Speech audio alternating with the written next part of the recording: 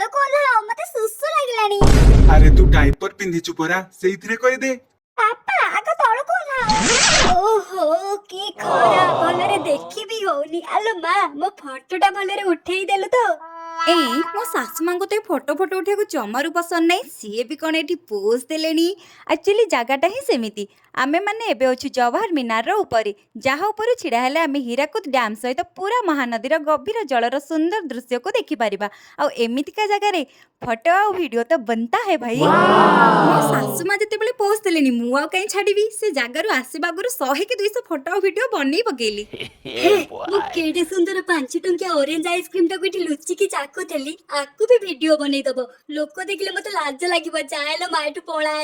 ଏମିତି ମଜା ମସ୍ତିରେ ଆମ ସମ୍ବଲପୁର ବୁଲିବା ସରିଗଲା। ଏବେ ଆମେ ବାହାରି ଆସିଲୁ ନିଜ ଘରକୁ। ଭିଡ଼ିଓଟି ଭଲ ଲାଗିଲେ ଚ୍ୟାନେଲକୁ ନିହାତି ଭାବରେ ସପୋର୍ଟ କରିବା ସହିତ ଗୋଟେ ଲାଇକ୍ କରିଦେବେ। ରହୁଛି ଜୟ ଜଗନ୍ନାଥ।